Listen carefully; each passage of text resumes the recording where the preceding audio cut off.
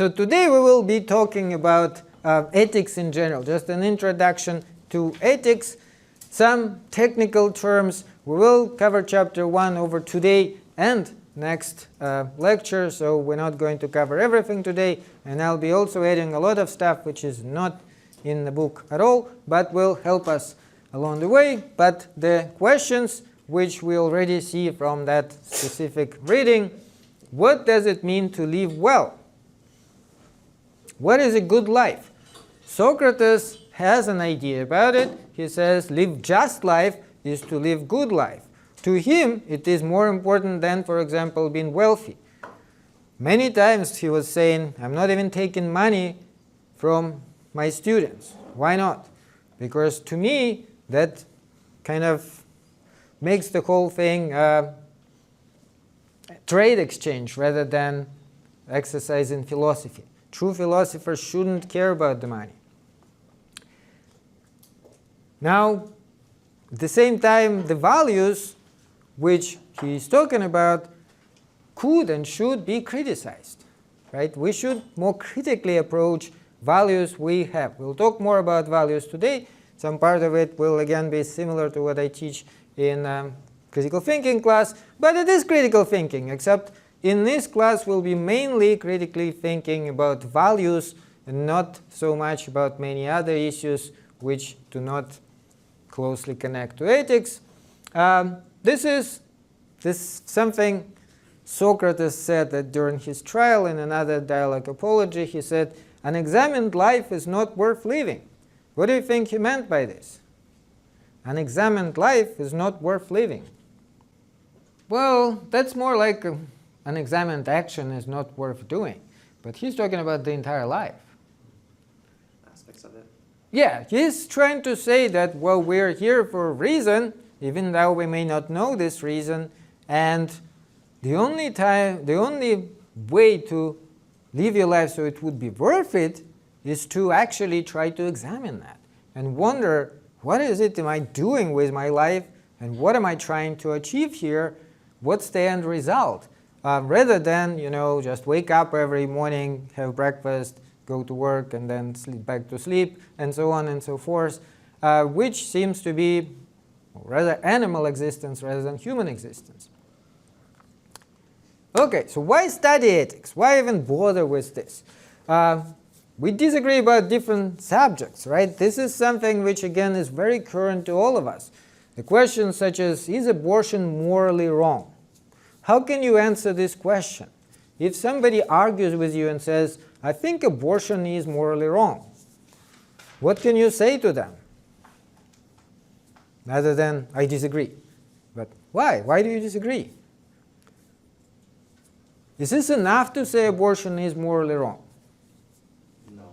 No, clearly not. That is not enough, because it's actually kind of begging the question. When you say an abortion is morally wrong, you are just basically repeating the same thing twice.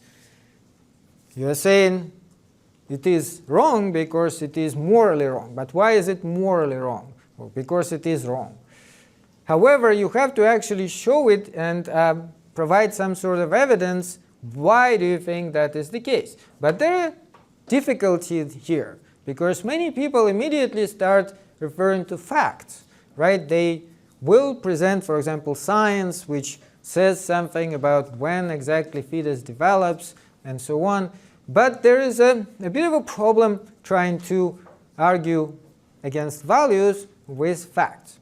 So we need a theory of what is right, wrong, good, evil, justified, permissible, unjustifiable, and we need to understand how this theory applies in life. Most people never think about it unless they took some of the philosophy or ethics courses, but we will go much deeper into this subject. So if we are to make progress towards establishing some consensus about such topics, then we have to understand, why do we think certain things are right and other things are wrong? So first of all, when you encounter any kind of statement, that statement typically would have two types of meaning: cognitive meaning and emotive meaning. Now, what exactly does it mean? Terminology that conveys information is said to convey cognitive meaning. Terminology that expresses or evokes feelings, on the other hand, is said to convey emotive meaning. Some statements do not have any emotive meaning, others do. So let's take a look at these two statements so you could see the difference very, very clearly. The first one, the death penalty, which is legal in 31 states, has been carried out most often in Virginia. However, since 1977, Texas holds the record for the greatest number of executions. And the other one, the death penalty is cruel and inhumane form of punishment in which helpless prisoners are dragged from their cells and summarily slaughtered only to satiate the bloodthirst of vengeful public. Okay, what is the difference between them? Okay, so yeah, the cognitive and emotive meaning, using the words cognitive and emotive, first one is purely cognitive. It just provides you indeed with a certain number of facts. It does not try to say whether it is good or bad thing, whether they are for or against death penalty, right? How about the other one? What is it? Does it try to tell you something about death penalty? It's more emotionally charged. Death penalty is wrong. It is a bad thing. Clearly, they're using these emotionally charged words to convey this idea. So this is a lot more emotive, and it contains what we in logic and in ethics call value claim.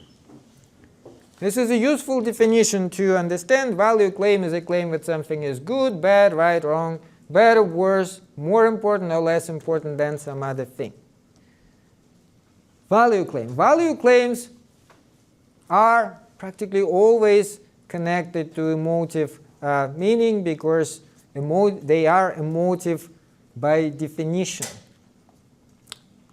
Let's analyze this statement too and take a look at what is the value claim here. But before we even do, let's try to understand what exactly are they trying to tell us. How anyone who has seen even one photo of fly-covered starving children in Somalia can still believe in loving, ever-present and omnipotent God is beyond intelligent reasoning. So before we get into value claim, let's try to figure out what is their point, what are they trying to say? Exactly, why?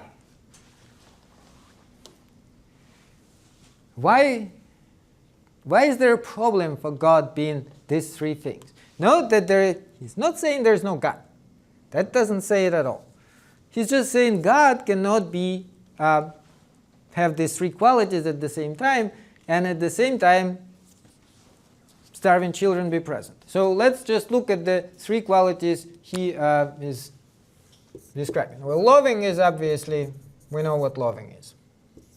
How about ever-present? What does that mean? Everywhere, yeah. He knows everything. Literally knows everything there is at any time. You can't hide from God. And the last one is omnipotent. What does that mean? Exactly.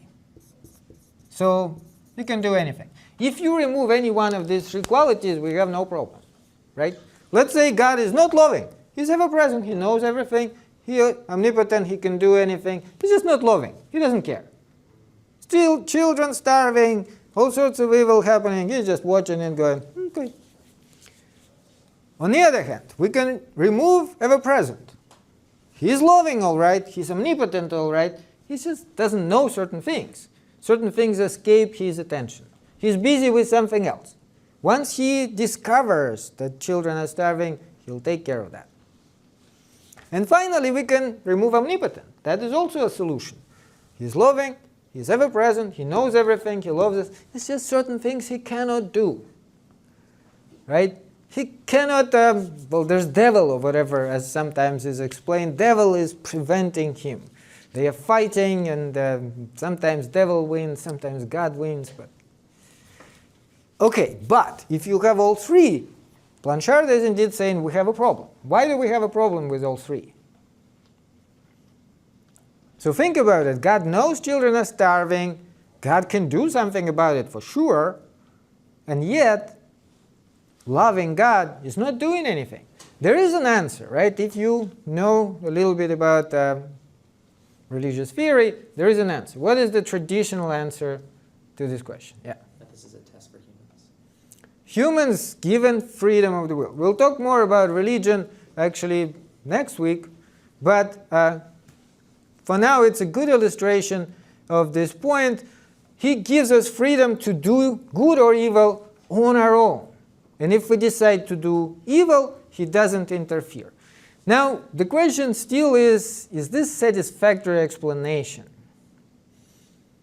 Do you think it because now if we look at it, at least from human point of view, if somebody has children and wants to give them freedom, that's fine. But if children start poking each other's eyes out, there may be a point when you say, okay, that is enough, too much freedom, right? But the way things develop in the world, we can see like horrible monsters committing multiple crimes, like murdering and torturing people after people. You'd think you would at least give them a heart attack or something at some point, right? I mean, isn't that the point when it's enough? No, seems like God really does not interfere whatsoever, and that kind of still undermines these three qualities. Greeks did not have a problem with that. Greek gods were not loving, not actually all-powerful. They quarreled with each other. They were naughty. So to Greeks, that whole thing made sense. They would say, well, gods sometimes are just like that. They were in a bad mood, so they did this horrible thing. But Christian God does have a problem with these three qualities, and it is a rather famous problem. Like I said, we'll address it more next week. But it brings us back to the value claim. What's the value claim here, though? What is he saying is good, bad, right, wrong, better, worse, or more or less important? Starving children. And that is a value claim. The fact that it is good or bad. Now, starving children by themselves, if you say it, is just a description. It's a descriptive statement. Children are starving. But once you say, or assume in this case, that it is bad or evil, you make an value claim. And that is indeed, in this case, a claim. If the whole argument is laid out nicely as we do in logic, it would look like this. A God that is loving would want to eliminate the children of Somalia are starving, covered with flies. Such a condition is extremely evil. Of course, he also implies that a God that is loving would eliminate this evil if he was aware of it. A God that is ever present is aware of this evil. The God that is omnipotent has the power to eliminate this evil. The evil in Somalia has not been eliminated by God. Therefore, there is no God that is simultaneously all these three things. Okay, now let's talk a little bit more about ethics, because that also brings an interesting question. Where do we get it usually? Where did you guys learn your ethics? When you were born, right? Did you immediately know like what's right, what's wrong, what you should do, should not do? Like next day after they delivered you into this world, did you already have the full list? No, I doubt it, right? So where did you get it? The first teachers. The first teachers, yeah, right? Parents. Is it for everybody? What else? What did you guys, your personal experience? Church. So usually how do you join the church though? Again, through your parents, right? That's more typical for most people. For everybody. Maybe, yeah. Some people, especially now, can join it even later in life, either because of their friends, Right. or because of certain things they read on the internet, or I don't know, somewhere, heard it somewhere. And then there are those preachers sometimes standing right here at UNLV, and they give you a brochure and you read it and you go, that's interesting. And then, yeah, you can join the church. Anything else? Any other? Yeah. What about law? What about law? How do you? The consequences of if you don't follow the law. Okay, but law and morality, is this the same thing though? Probably not. Probably not, because like obviously ideally we want laws to be fully compliant with morality, but first of all they not always are, and there's lots of things which the law simply doesn't tell you, right? Many moral issues the law doesn't address. It just says if you do X, we will do Y to you. But rather than try to go into details of is it right or wrong and so on. So yeah, mostly we learn it from parents and mostly we learn it from our surroundings and friends and so on, which immediately tells us that it is closely connected to the culture you live in, right, to your social economic status. And so people who live in one country may have different ideas about ethics than people who live in another country. People who are wealthy may have different ideas than people who are poor, and so on.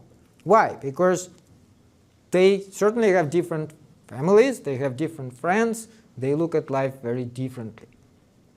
And because of that, people disagree on values. So that's one of the reasons why people disagree on values. So we study ethics because we learn much of what we know about ethics from family, friends, school, church, and we may wonder what else we can learn about ethics. Can we find answers elsewhere? Can we do it ourselves using our reason and critical approach, right? Which is actually, of course, ideal way to do it, right? Because in many ways, are your parents always right? No, and clearly we can see it. Different people have different parents. If all of them were right, then that's impossible. Who is right then? Similarly, culture. Is your culture always right? Is every culture, like people have tendency to think if that's the way we Americans do it, that's the way it should always be done for everybody. But clearly there is a problem with this approach. And we talked last time about the Greeks who discovered it too, especially when you start mixing with other cultures and seeing how the other cultures live, you start seeing they do things differently, and you realize some of these things they do may even be better than the way we do it. Some of them may be worse. But clearly, just because your culture is doing it doesn't mean that's the right way to go. Okay, so what exactly is ethics? We tend to think of ethics as a set of values or principles held by individuals or groups. That's what most people think. If you want to know whether something is moral, check what the others around you think about it, whether it's moral or not. But the critical or evaluative standpoint is, are there good reasons for preferring one set of values over another? Now you need to, of course, approach it somehow either as a system. Several major philosophers, including Plato, Kant, had the whole system worked out. And it does usually include more than just ethics, because it's also connected to other areas of philosophy we talked about last time, such as metaphysics. We'll talk more in the end about Plato's system. Why did Plato think certain things are moral, certain things are not? Kant has his own approach. There are a number of major philosophies which we will study in this class to understand how certain systems can be developed to answer these important questions. Or you can just approach it piecemeal. This is more popular now. Many philosophers think you don't need the whole system. You can just approach certain topics and work on those topics and understand them better without this overwhelming system, including metaphysics, partly because metaphysics is a little bit more fuzzy, and lately people do question it a lot more than they did back in medieval times or ancient times because of science and so on.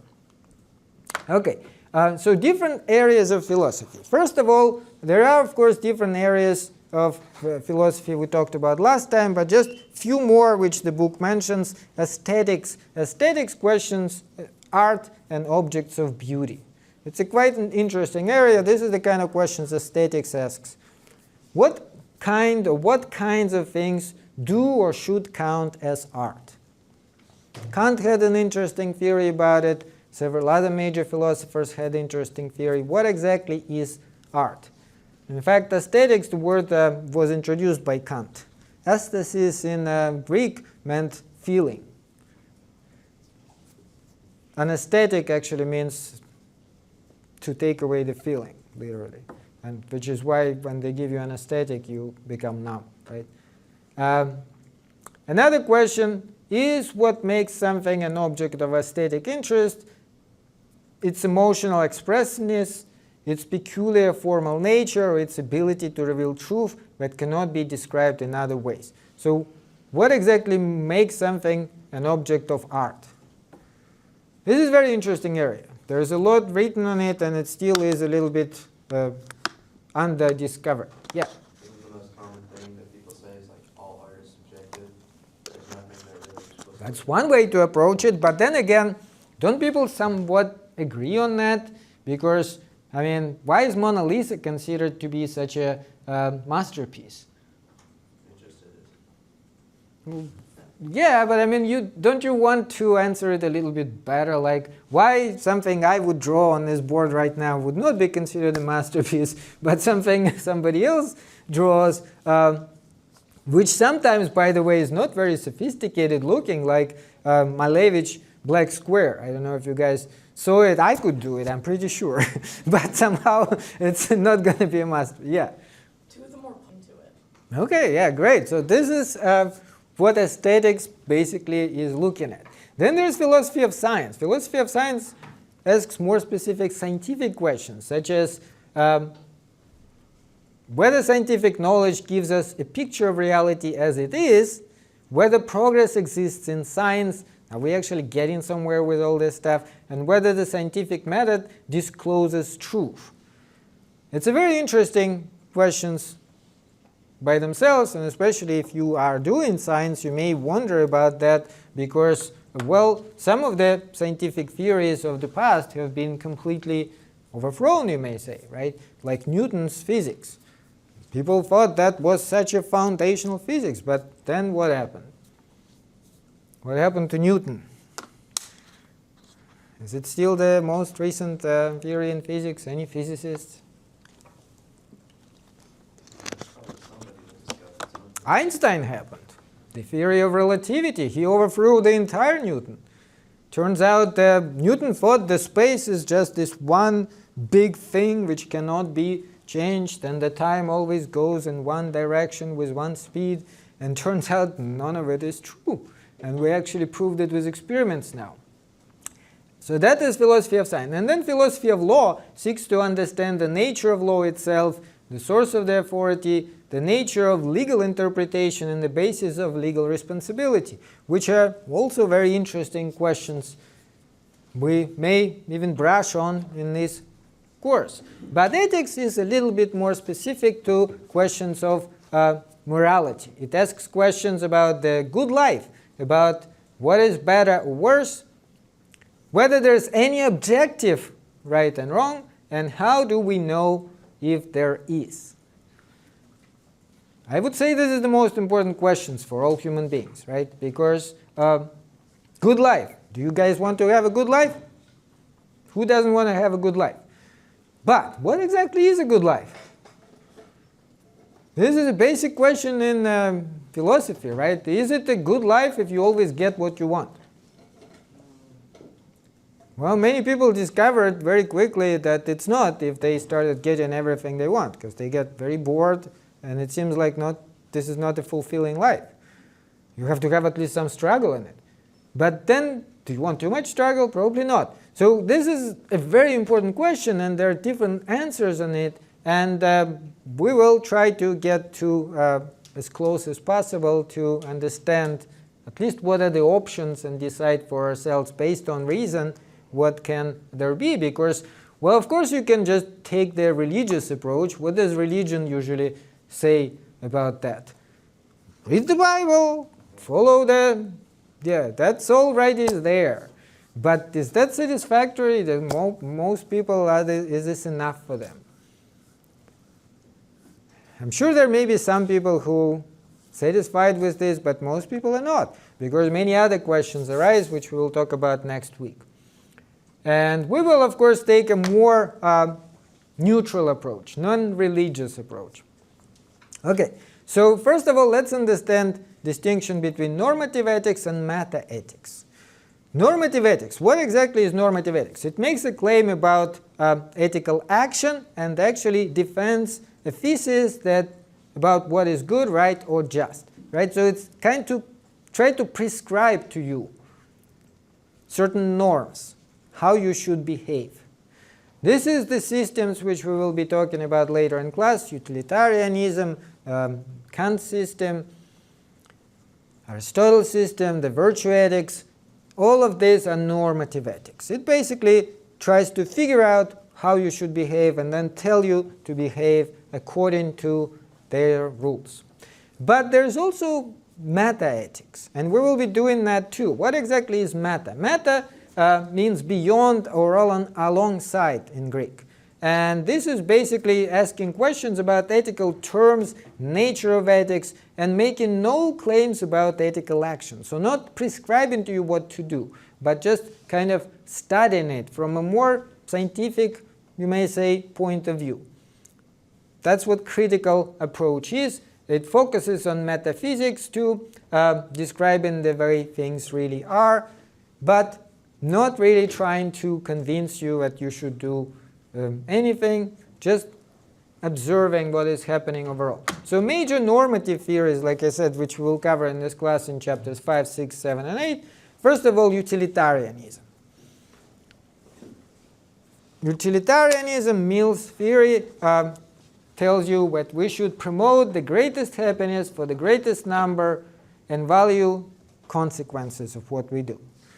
It is probably one of the most popular theories, right? So if you're trying to decide what actions are right or wrong, you can even try to calculate, even though it's difficult to calculate, whether it will increase overall happiness. Although Mill does have a lot of qualifications about how it can be approached. What does it mean to be happy in the first place? Because that's obviously the million-dollar question. What makes people happy? However, the idea here is still that at least most people have some understanding of their happiness. And if we increase that, then our actions are good actions. And if we decrease that, then they are bad. And we should always think about consequences of what we do rather than motivation. Now, Kant, on the other hand, his deontology, which historically comes before Mill, was taking a different approach. To him, moral duty should be focused on universal rules that are not concerned with consequences. He actually said that the motivation is the only important thing. Why are you doing something? Are you doing it for good reasons or bad reasons? Why? Because you cannot predict how it will end. Your actions may still lead to some bad consequences, but as long as you at least had good outcome in heart, that is already enough to consider your actions moral actions. Then there is natural law theory. Thomas Aquinas, very influential philosopher who was also a religious person. Catholic Church still considers him one of the founders of their theory. Moral laws are found in nature and discernible by reason. Of course, to him it is also connected to Bible, but the idea here is it's kind of a religious approach in a sense, that the laws are already there. We cannot change them, we can only discover them. And that not only includes the laws of nature, such as gravity and so on, but also moral laws. We may think that we don't have to obey them, but in reality we do. Like I said, it's closely connected to religion, and of course religion then tells us what happens if we do not follow the moral law. Well, there is the judgment, right? When you die, God knows everything. He is there to wait and to judge you. And then there's virtue ethics. That is what Aristotle kind of was promoting, you may say. Moral theory that focuses on character traits and good habits. What kind of person do you want to be? And that actually also is closely connected to our happiness, because if you feel you yourself are a good person, moral person, your life would be more fulfilled, even though bad things will still happen to you, obviously, just like to everybody else. But at the very least, it would make you feel better about how you live your own life. So this is the major normative theories. Now, in terms of claims, value claims we have already mentioned. So what are the ethical claims and evaluations? Similarly to normative theory, there are normative claims. They are evaluative, right? They place a value, good or bad. So this is the value claims. ethical law, aesthetics, religion, custom can be source of it. They are all full of normative claims. They are moral in essence, and an example would be what we saw before, this second quote: capital punishment is wrong or capital punishment is right. Every time you make in this kind of value claim, it is a normative claim, because you're trying to prescribe a certain norm that capital punishment should be happening or should not be happening. Now they are always what Stevenson called dynamic. In other words, the purpose there is to convince other people about something rather than describe to them what is happening. Because when you're saying to somebody capital punishment is wrong, you're not just telling them, I think it is wrong. What else are you trying to say? That they should agree with you, right? You're trying to convince them that it is indeed wrong. At the very least, you're telling them, look, I think so. Don't you think I'm a respectable person who you should listen to? And if other people disagree with us, we always feel a little bit sad, and sometimes very, very sad, and sometimes mad, right? This is what happens with all those arguments on like Facebook and everywhere else, because you tell somebody, I think this is wrong, and they tell you no, and then what? Then usually people start bringing in facts, but that's the problem here, because the purpose there is not connected to facts. People are not listening to facts. They have their own facts. And there is an infinite number of facts in this world, which of course can always be brought over to try to argue for any point. Then there are descriptive claims. Descriptive claims just state the facts. We saw it with this capital punishment, most often used in Virginia and so on. That is all true. There's nothing there trying to convince you whether it's good or bad, even though by selecting facts, like I said, you can already hide a value claim, normative claim as well, right? Because you can select facts which support your own point of view. And then when you present these facts to somebody and saying, well, this is purely descriptive, you may again try to accomplish this purpose of convincing them of something. But in science, at least, in sociology, in biology, we typically try to stick with descriptive claims. They also say that economics is like this. If you study economics, they'll tell you that what they're trying to do is just describe purely in terms of numbers and analysis what is happening, and if you do something, what will happen, and they are not trying to prescribe to you whether it is a good thing or a bad thing to do that. Even though, again, when you actually selectively present certain facts, that already may try to accomplish the normative claims.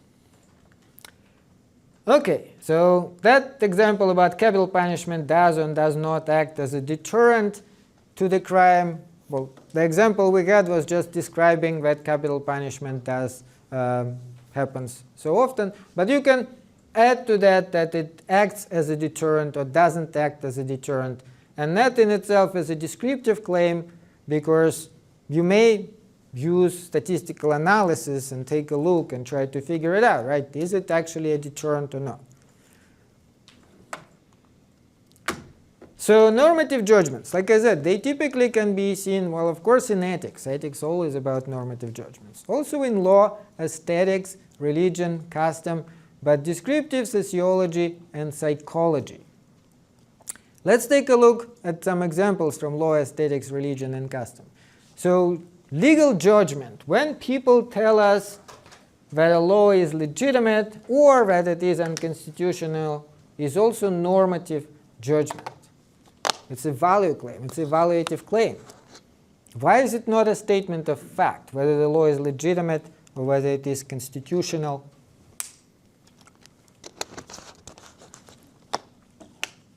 What do you think? And look, they put in these questions now in front of the Supreme Court. The Supreme Court always absolutely neutral in terms of values. What are some of the questions they are now trying to get Supreme Court to answer? What's the most important one coming up probably imminently, even though it still hasn't happened? Anybody heard? The tariffs, are they constitutional? The tariffs which have been imposed by the president on a whole bunch of countries. Now, is this a normative judgment? If they come up with a judgment, what do you think? Are they going to just, what does it say in the Constitution about the tariffs? Yeah, on other countries. Who's supposed to determine the tariffs with other countries, according to the Constitution? Congress. Right? But there is this additional law, and Congress says, in an emergency situation, the president can do it himself. And the question here is, are we in an emergency situation? Not really. Well, he actually says we are. He says there is a huge disbalance of trade and we have to immediately do something about it. And now it's up to the Supreme Court, because it went all the way to the Supreme Court. Several courts decided on it, but of course until it gets to the Supreme Court it's not settled. So the question now is with the Supreme Court whether it is, and do you think they will just look at the facts and decide it purely on the facts? Do you have trust in that? No, I'm talking about Supreme Court. Supreme Court, yeah. They have 50-50 chance. I'm pretty sure they are not funded by, but still, yeah. So again, it brings us to the beginning of class, because you see, we already talked about values. Do Supreme Court judges have values? You bet. Where did they get them from? Family, church, surroundings. So you can actually look at the judge who is just a candidate for the Supreme Court, the presidents do, and determine how are they going to be ruling based on their values, which already are present there and unlikely to change. There are some surprises. Some judges, when they actually get to the Supreme Court, can shift a little bit to the right or to the left, but there are very few surprises. Usually, you can pretty much be sure that, especially if they're selected by a Republican president, they'll probably be right-wing, and with their decision somehow, even though they're always impartial, but will be more right-wing. And on the other hand, if they are selected by a Democratic president, it's going to be most likely left-wing, and their decisions will be left-wing. So that would be normative judgments. They are not impartial, and we kind of know it. They try to be impartial, I'm sure. They try not to completely just ignore everything and rule one way or the other, but somehow it still works that it does influence them. Then aesthetic judgments. They obviously are normative. When we read that two articles of clothing ought not to be worn together, this is not exactly art, but it is type of art, right? Is there some factual way to determine that? Does everybody agree about it? How would you agree or disagree about it? If I say, yeah, that looks cool, and somebody says, no, it's horrible. So again, that would probably be a value judgment, right, based on our understanding of what does or does not look good. Religious matters obviously all are like that, when religious leaders tell members of their communities what they ought to do. That is a normative judgment, and of course matter of custom. Sometimes something may be just a matter of custom. When community teaches people to bow before elders or use eating utensils in a certain way, that's just a custom. There are no law which determines that, but nonetheless everybody is doing it, so we should do it too. Okay, now there are several interesting approaches which emerged more recently. One of them is sociobiology. To help us clarify this confusion between descriptive and normative claims, some people say, well, if it's natural for us, then we ought to do it. Fact can be described as something which is. People are doing things a certain way. But can we determine the value judgment ought from the is? Just because people doing it a certain way doesn't mean they should be doing it that way. Is it the same thing? Okay, but it is an interesting question, and actually philosophers do disagree with it. Some philosophers were saying that to derive ought from the is a naturalistic fallacy. Naturalistic fallacy basically is basing your ideas about how we ought to behave from a factual account of how we actually behave. So if that's how we do it, that's how we should do it. And David Hume was one of those philosophers. He was saying incest among animals. The book brings this example. Animals do engage in incest. Well, in that case, is that okay for humans to do it?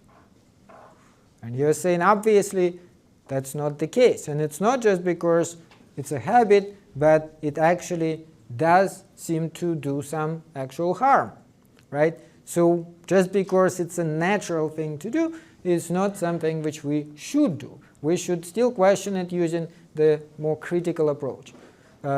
Moore also called this mistake of naturalistic fallacy and was saying that pleasures in particular are not naturally good. Pleasures, right? We all kind of seek pleasure. It seems like that is a natural way to go, but should we always seek pleasure? No. Because anyway, a good example would be with my cat. I don't know if you guys have cats. Likes food, right? Which cat doesn't like food? If you give your cat as much food as she wants, is she going to eat it? Yeah, she'll eat it. Then what happens? It's very, very fat. It can get so fat it can't move. So it's actually bad for her. It makes her miserable, right? Oh, him. And that's why we as humans kind of look ahead and go, no, wait a minute here. This is how much you can have of food, and even though you're still hungry, but hold on, right? So that is an example. Yeah, it's pleasurable to eat. The cat certainly enjoys it, and she wants more. And if she has more, she'll eat more. She's not going to think about it, but that's probably not a good idea.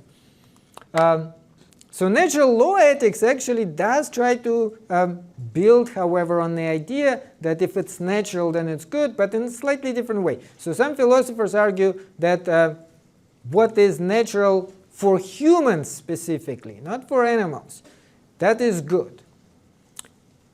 And natural law focuses on human nature, because if there is such thing as human nature, then there could be things which are specifically good for humans who follow certain laws, right? Again, if you look at it from a religious point of view, man was created by God, and women, of course, too. But traditionally just say man.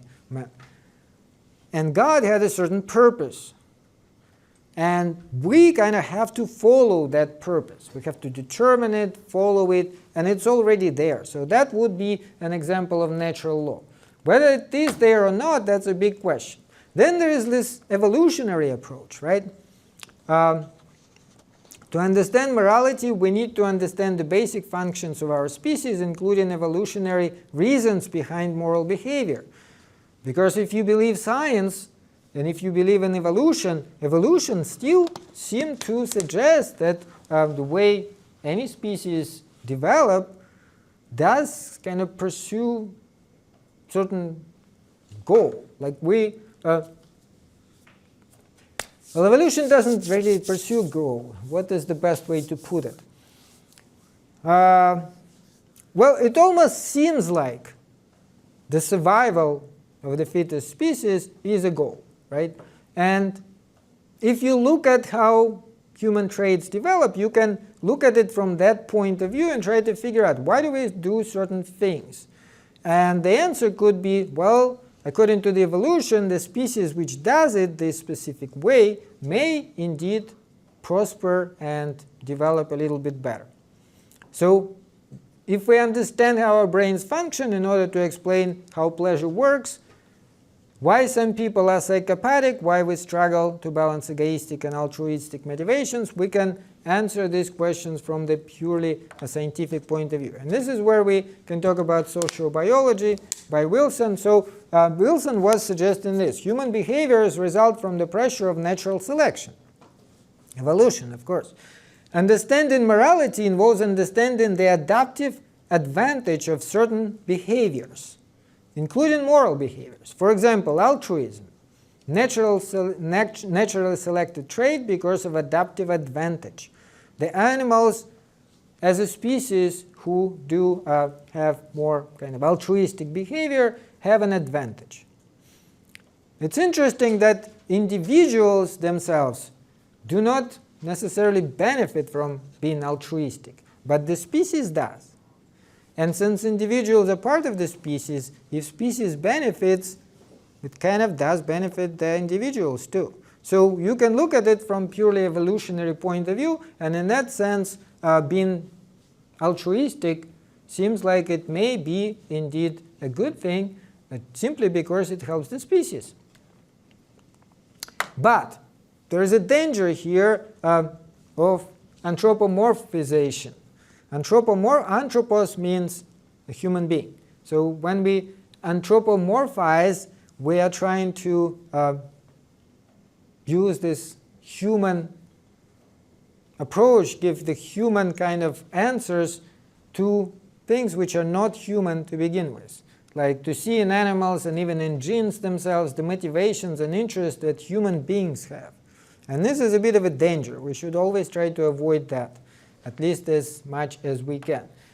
It's present and when people think about gods, right? Because how do people imagine gods typically? How do people think about God? The most typical example of God. What is God? They're usually seen as a human. The grandpa, right? With, I don't know, sometimes a beard or something. Old dude. Yeah. Like the whole point. No, that is true, but like typically people do, and typically that's how they imagine God. If you look at some paintings like Michelangelo and so on, there's God sometimes there, and what do they represent God like? Typically this nice grandpa. But obviously, yeah, if you look at it, why should God look like us? It doesn't seem to make very much sense. Indeed, if you even if you believe in God and you start more critically think about it, God shouldn't really look like humans. That wouldn't make, he doesn't need hands, he doesn't need legs. Why? That doesn't seem to make very much sense. Okay, now the ethical terms themselves. So the ethical terms are terms such as right, wrong, good, bad, ought, and ought not, just, unjust, virtues, and vicious. Let's look at the difference between right, wrong, and good, bad. First of all, when you talk about right and wrong, typically that applies to actions, right? When you evaluate actions, you are saying this is right thing to do, or this is wrong thing to do. You typically don't say this is good thing to do. Good is more about attitudes, such as peace is good. The other difference is right and wrong is either or. There's no degrees here, right? But good and bad does have degrees. You can have good, you can have better, you can have bad, you can have worse. So it's not either or. But right and wrong is either or. Ought and ought not do have urgency and obligation attached to them. Just and unjust, that is a very interesting term. We'll talk more about it too. And virtuous, vicious. But this is ethical terms. Ethical terms are instruments used in complicated interplay and readjustment of human interests. That's the role they typically play. Words in general can play these two roles: to record, clarify, and communicate beliefs. Now that would be descriptive use. If all you want is to record your belief, you would be using something descriptively. But there is another role which words typically play: to give vent to our feelings, to create moods, or to incite people to actions and attitudes, and that is a dynamic use. I already mentioned it before. Stevenson talks about it in more detail. Dynamic use is, of course, how we typically use ethical terms. We don't just describe when we say something is good. We actually try to either vent our feelings about something, or to create a certain mood in another person, or to incite people to actions and attitudes. we are trying to get them to agree with us and do or not do certain things certain way. Which is why it is always so difficult.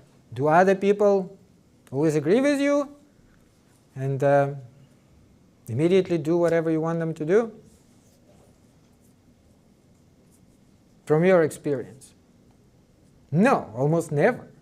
It's actually very hard to get another person to agree with you and to do what you want to do. And then you really need to be more flexible than to just say it is good or bad, because that's not enough. You may want to try to present facts, but in order to, again, change their attitude towards a certain subject. So evaluation, good, bad, right, and wrong, is based on typically appeal to reason. And therefore, you need to present an argument. We'll talk more about arguments in logic and in philosophy next time.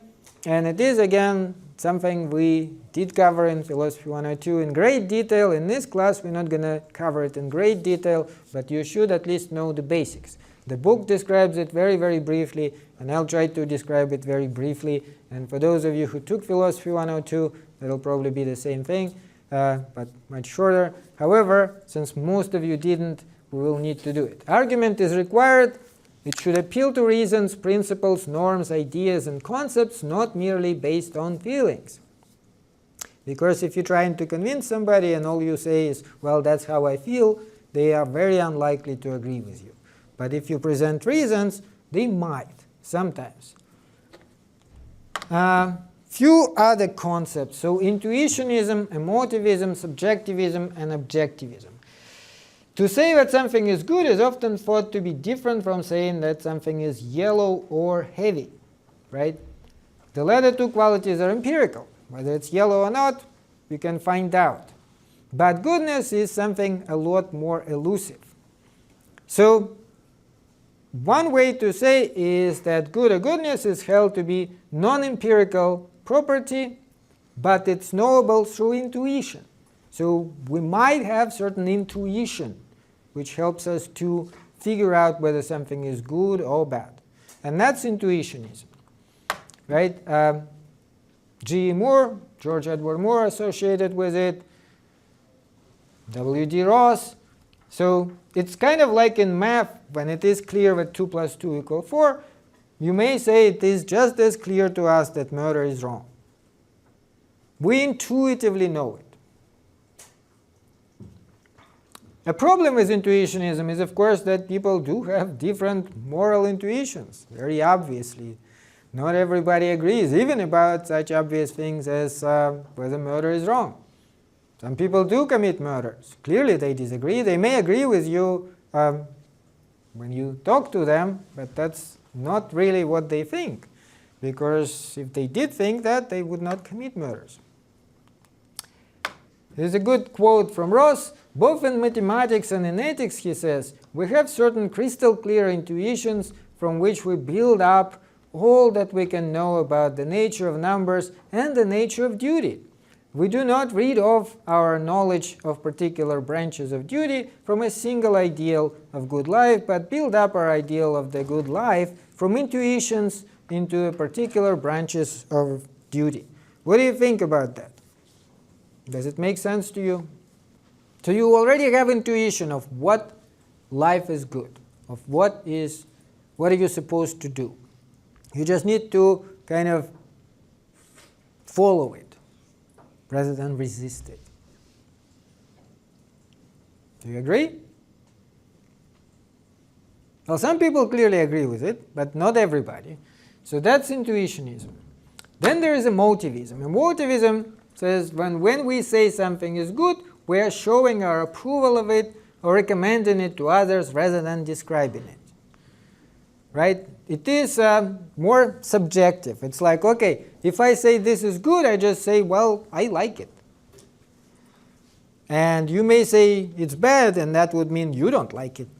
And there is really no one way to determine whether it is good or bad. Maybe good for me, bad for you, and so on. So that's emotivism.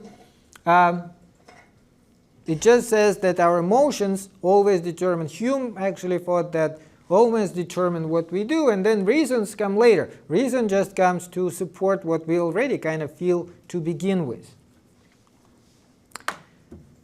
Hume was saying reason is a slave of passions. Our goal, the goals we pursue are determined by our emotions. So we just kidding ourselves when we're thinking that what we do is a result of reasoning. What do you think about this? Does it make sense? When you try to decide what to do, are you using your reason, or you already kind of know what you're going to do, you're just using your reason to justify that? So Hume's saying that's the second case, right? You already kind of feel like, okay, I'm going to not go to class today, but I need to justify it somehow. And then I come up with reasons. Rather than the other way around and sit there and go, should I go to class or not? What are pros and cons? No, I don't feel like going. It's already done deal, whatever. So that is what Hume was saying. Adam Smith kind of also in the same emotivist camp. He's saying ethics develops out of natural sympathy for others. So we kind of have feelings towards other people. We like them or don't like them, and that's why we come up with the ethical theories based on that to react towards them in a certain way. Leon Kras was actually saying that to say something is bad, it's like saying yuck, don't do it. Bad action. Objectivism, on the other hand, or moral realism, is not like that. According to objectivism, we ought to desire things that are good, and things that are good in themselves. It is similar to moral realism. There are ethical facts, and moral judgments can actually be true or false, and you can determine them. We have about 5 minutes, so let's talk a little bit about that. So subjectivism is to say it's always subjective. You can disagree about everything. There's no one way to determine objectivism. There is one way to determine. Plato, who wrote Crito and a number of other dialogues, was, of course, objectivist. In fact, he may have been a originator of the whole thing. He had a very interesting theory which he came up with. So let's look at this picture and try to figure out what is common between all these animals. What are these animals? Dogs. Dogs. How do you know? They all look like dogs. What makes them all dogs? Are they all so different? I mean, are they the same color? No. Are they the same shape? No. They just So- give off that vibe, you know? Huh? Like, I don't know. Yeah, like it's hard to say, but when we see like tables, we know they are tables, and when we see chairs, we know they are chairs, and when we see dogs, we know they are dogs. But what exactly is common to all those things? So Plato thought that there is such thing as a form, eidos in Greek. And forms are objective, independently exist in reality, which is not part of this world. And there are forms of everything. Forms do not depend on our minds for their existence. They are not in our mind. They do not depend on anything for existence. In fact, their only true reality is the reality of those forms. And when you're trying to figure out, for example, what is a dog, in your mind, you are comparing the form of a dog, the ideal dog, to this specific animal which you see in front of you. And if it is, may say, corresponds to it, then it is a dog. Similarly, now, when you want to know whether something is just, why did he think that? Because Socrates, his teacher, and Socrates was a teacher of Plato, did ask, remember those people, the wealthy, the well-known people, what is justice? He himself never said that there is such thing as justice, but nonetheless it implied that there is such thing as justice. So Plato thought in his later theory that there is such thing as justice, and how do we know that something is just? Because there is a form of justice somewhere out there in this parallel reality, and we can compare our understanding of justice with this ideal. And if we have wrong idea about it, then we are wrong. But there is actually something to compare it to. So forms are the cause of the existence of all particular things. They are the only true reality, except they are not in this world. This world itself is kind of like illusion. It's just an imitation of those forms. Physical objects resemble or imitate or participate in forms. Like here, if you look at these three circles, you see they're all circles, right? Can you agree they're all circles? Are some of them more circular than others? Yeah, like this one. This one is less, and this one is really less. But how do you know? Well, you're comparing it to ideal circle, which is not this one. If you look at this one closely, that's not exactly a circle, right? So this is what Plato was saying. I guess we have a couple of minutes left. We can come back to this next time. But this is his idea, and forms are standard of reality. Forms are the only ultimate reality. So when you're saying something is good, there is a form of the good which you can compare it to. And some people can, other people need to learn how to access it, but nonetheless it can be done. Okay, I guess that is all the time we have for today.